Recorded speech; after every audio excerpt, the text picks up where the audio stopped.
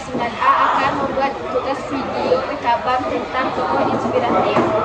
Saya ingin membacakan tokoh inspiratif pertama. Buya Hamka adalah seorang ulama, filsuf, dan sastrawan Indonesia. Ia berkarir sebagai wartawan penulis dan pengajar. Ia sempat berkecimpung di politik melalui Masyumi sampai partai tersebut dibubarkan, menjabat Ketua Majelis Ulama Indonesia (MUI) pertama dan aktif dalam Muhammadiyah hingga akhir hayatnya. Universitas Al-Azhar dan Universitas Nasional Malaysia menganugerahkannya gelar doktor kehormatannya, sementara Universitas Mostopo mengukuhkan Hamka sebagai guru besar. Namanya disamakan untuk Universitas Hamka milik Muhammadiyah dan masuk dalam daftar pahlawan nasional Indonesia. Selanjutnya saya akan menceritakan tokoh inspiratif yang kedua, yaitu Bapak Tan Malaka. Tan Malaka menjadi salah satu sosok yang menghantui pinggiran sejarah kaum kiri di Indonesia. Tan Malaka aktif di Partai Komunis Indonesia di masa awal pergerakan yang pernah juga menyebut sebagai wakil komentar organisasi komunis di Asia Tenggara. Tan Malaka lahir di Suliki pada tahun 1897.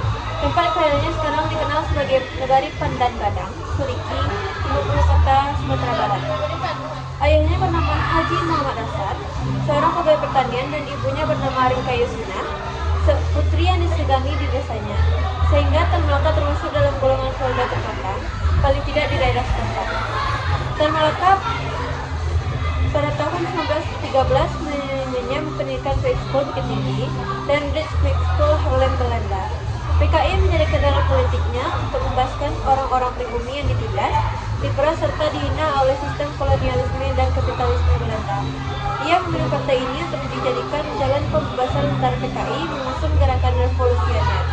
Jiwa yang revolusioner menemukan tempat yang cocok di PKI. Ia tidak peduli bahwa dengan masuk PKI, dirinya akan menemukan kesulitan-kesulitan berhadapan dengan pemerintah. Tekadnya yang kuat untuk membela tanah air dan bangsa dari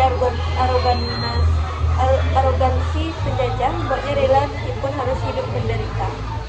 Misalnya sifat radikal Tan Malaka terjadi ketika Tan Malaka menemukan perkembangan sosial di lingkungan sekitar. Selanjutnya saya akan menceritakan tentang tokoh inspiratif Minangkabau yang ketiga, Raston Effendi. Raston Effendi adalah penulis dan juga anggota dari House Representative of the Netherlands. Tokoh ini satu ini juga dikenal dengan karya sastranya yang menggunakan bahasa Melayu di era kolonialisme dan judul Brahma Bebasari dan antologi kumpulan puisi berjudul Persidikan Permenyolangan. Brahma Bebasari ditampilkan di pertengahan tahun 1920-an yang merupakan karya sastra pertama di era sastra modern Indonesia. Saya akan menjelaskan tokoh inspiratif keempat, Usmar Ismail.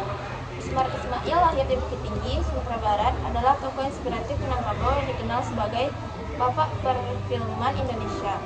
Ia juga seorang sastrawan, wartawan, dan pejuang yang telah memberikan kontribusi besar bagi perkembangan perfilman dan teater di Indonesia.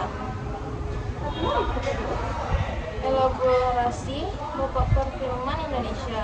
Usmar Ismail dianggap sebagai pelopor perfilman Indonesia karena karyanya yang melegenda seperti thriller Darah dan Doa, 6 Jam di Jogja, dan 3 Darah. Itulah penjelasan dari 3 tokoh inspiratif tersebut. Jika ada kesalahan kami mohon maaf, dan kami akhiri dengan Assalamualaikum warahmatullahi wabarakatuh.